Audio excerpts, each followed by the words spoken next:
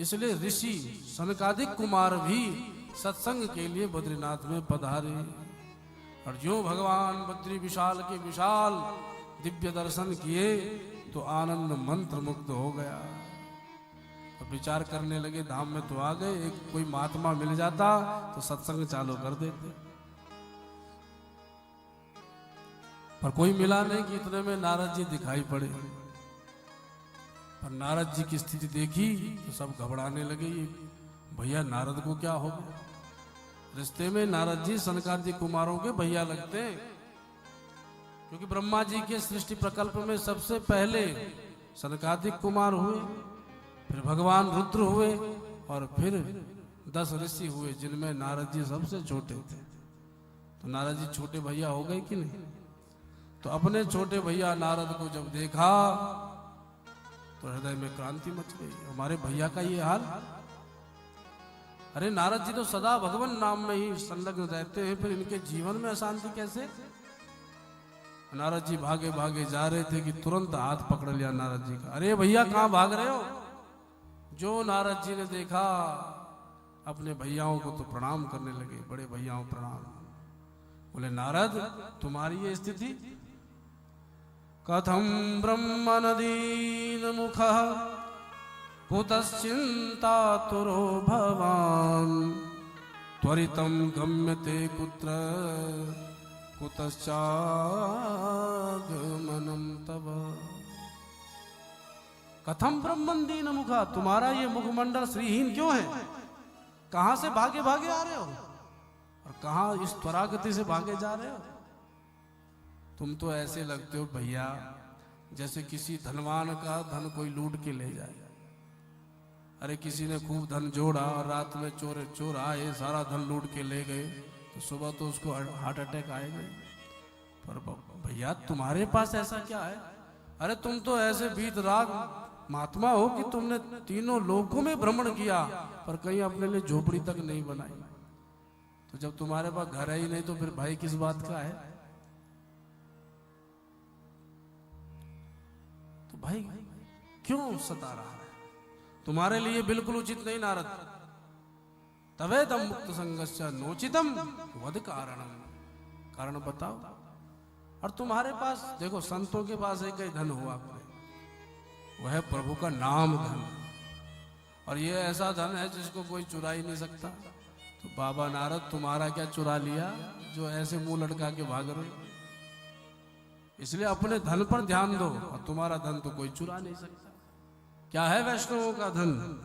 हमारो धन राधा श्री राधा श्री राधा, हमारो धन राधा श्री राधा श्री राधा, हमारो धन राधा श्री राधा श्री राधा, हमारो धन राधा श्री राधा श्री राधा, जीवन धन राधा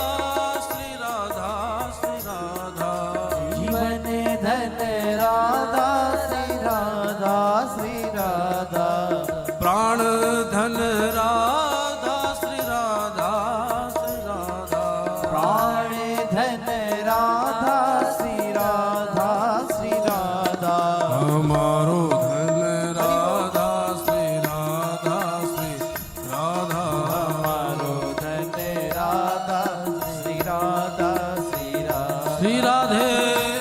तो बाबा तुम्हारा ऐसा क्या लुट गया जो ऐसे मुंह लटकाए घूम रहे हो। नारद जी बोले हम अपने आप बीते सुनाते महाराज। हाँ हाँ सुनाओ भैया। तब नारद जी कहते हैं अहम तो पृथ्वीं यातो ज्ञात्वा सर्वोत्तमामिति पुष्करम च प्रयागम च ब्रह्ममाण इतस्ततः। भैया मैं अनेक लोकों में परिभ्रमण करते हुए इस भारतवर्ष में आया। एक ही मन में कामना थी कि हमारे गोविंद ने इस भारतवर्ष में अनेक लीलाएं करी हैं, तो उन लीला धामों का दर्शन करूंगा, अनुसरण करूंगा, धूल को माथे से लगाऊंगा। ऐसे विचार करके और सत्संग की इच्छा से मैं आया,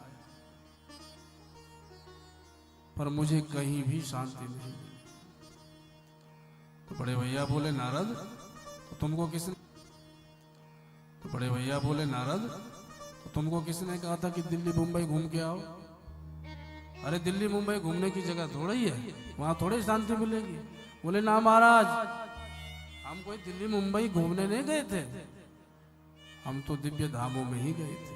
कौन से धाम? सब नाम गिना दिए। पुष्करम च प्रयागम च काशीम गोदावरीम तथा। पुष्कर है, प्रयाग है, काशी बनारस है, गोदावरी का तट है। हरिक्षेत्रम श्री हरिद्वार गया, कुरुक्षेत्रम कुरुक्षेत्र गया। जितने भी भारतवर्ष में तीर्थ हैं सब जगह गया, पर मेरे चित्त को शांति कहीं नहीं मिली। महाराज शांति तो थी, वो भी चली गई और क्रांति प्रकट हो गई। अच्छा, ऐसा क्या देख लिया भैया तुमने ऐसे तीर्थों में? बोले क्या पूछ रहे भैया? सत्यम नास्ति तपः शौचम दया दानम न विद्यते उदरम भरिणो जीवा वराका कूट भाषिण।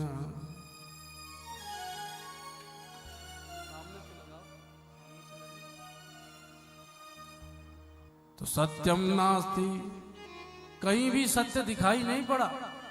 तपः शौचम, तप भी कहीं दिखाई नहीं पड़ा।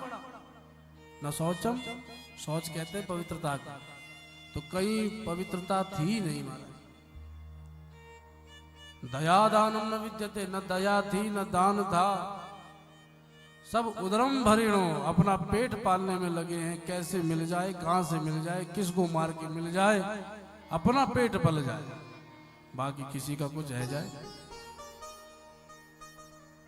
तो सनकादिक कुमार बोले नहीं नारद, ऐसा तो नहीं है। हमने तो देखा कि भाई तीर्थों में भी बड़े बड़े दान होते हैं। अरे ना महाराज, वो दान सिर्फ दिखावे के दान हैं।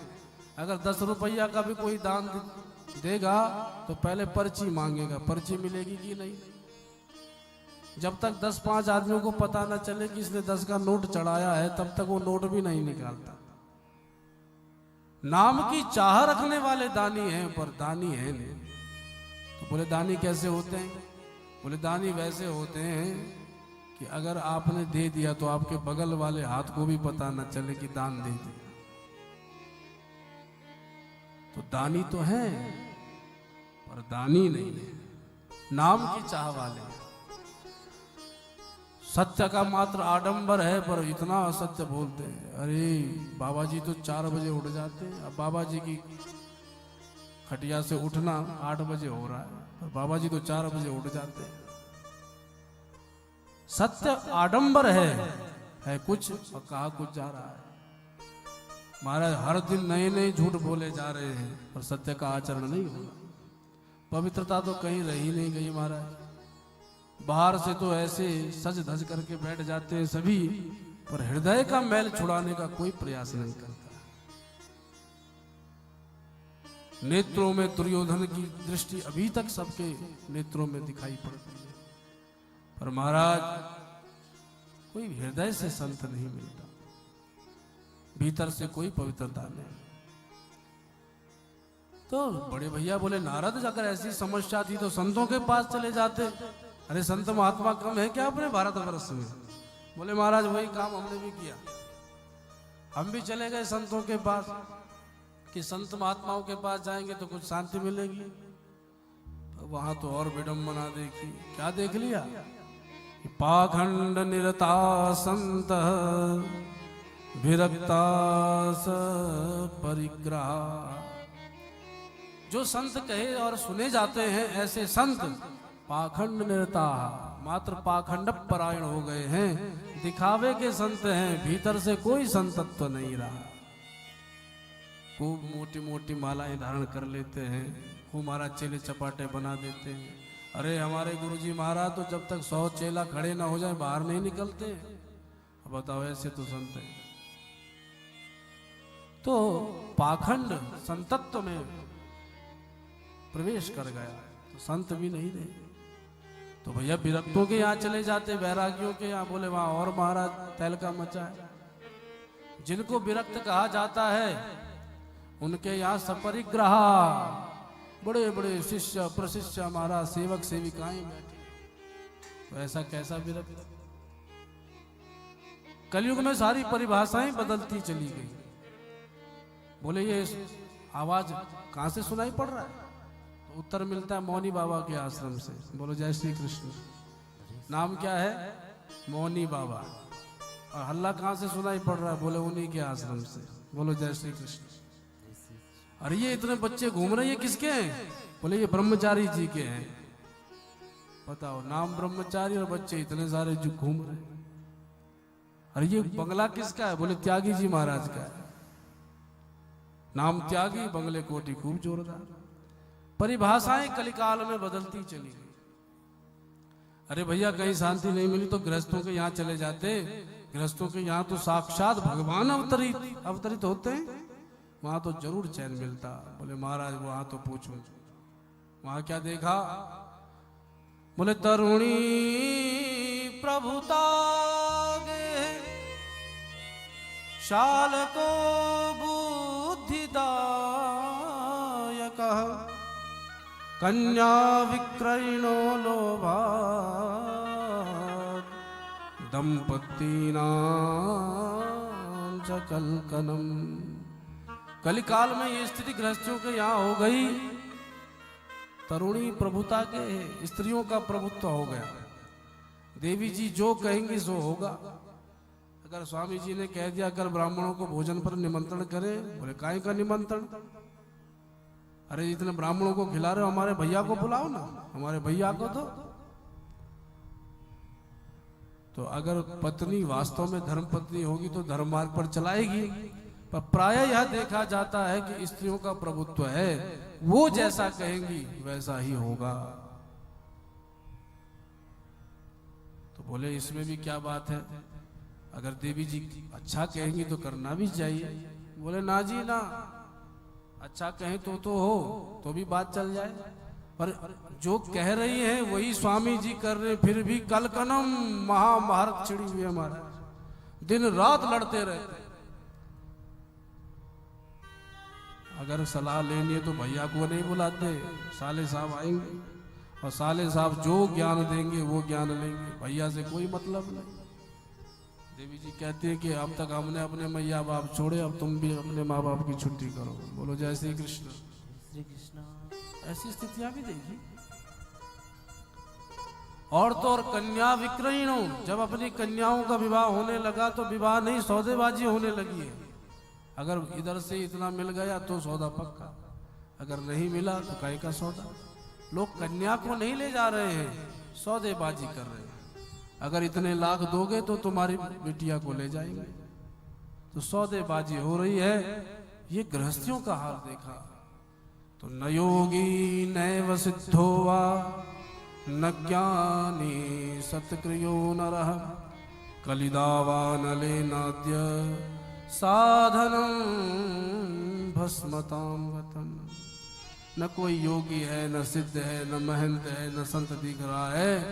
कलिकाल रूपी दावानल में सारे धर्म के स्तंभ खंडित हो चुके हैं, भस्मीभूत हो चुके हैं।